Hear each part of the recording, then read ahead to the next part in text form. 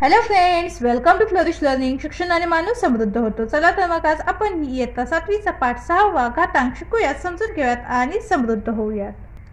तर आज आपण या पाठातील सराव संच 27 सोडून पाहणार आहोत. तर यामध्ये आपल्याला 6 प्रश्न दिलेले आहेत. तर काय करायचं आहे, सोपे रूप द्या. तर जी 6 उदाहरणे आपल्याला दिलेली आहेत त्याला आपण सोपं रूप देणार आहोत. तर सराव संच 27 सोडत असताना आपण ए चा घातांक m गुणिले ए चा घातांक n बरोबर ए चा घातांक m अधिक n हे सूत्र इथे वापरणार आहोत. चला तर मग सोडूयात आपण. काय आहे उदाहरण, 7 चा घातांक 4 गुणिले 7 चा घातांक 2. आता इथे आपण कोणतं सूत्र वापरणार आहोत, तर ए चा घातांक m गुणिले ए चा घातांक n बरोबर काय आहे, ए चा घातांक m अधिक n.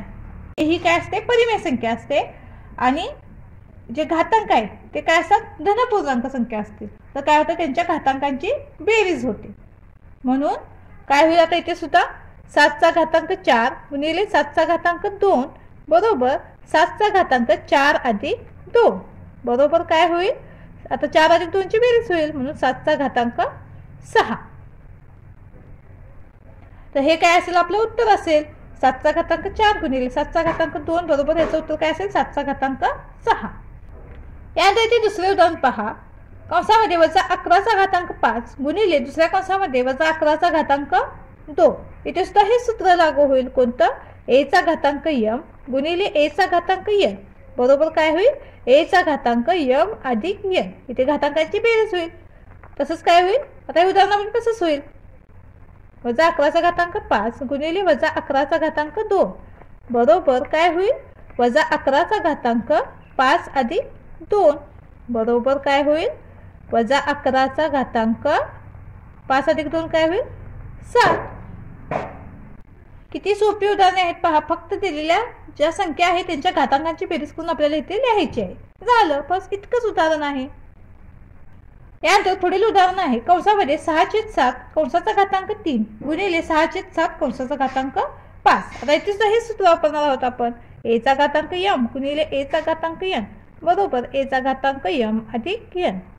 म्हणून इथे सुद्धा काय होईल, 6/7 कंसामध्ये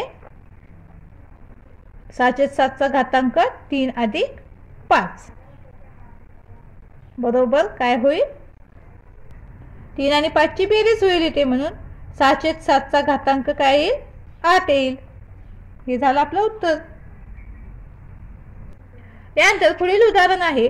कंसामध्ये वजा 3/2 कंसाचा घातांक 5 गुणिले वजा 3/2 कंसाचा घातांक 3. इथे सुद्धा आपण ते सूत्र वापरणार आहोत, ए चा घातांक m गुणिले ए चा घातांक n बरोबर ए चा घातांक m अधिक n.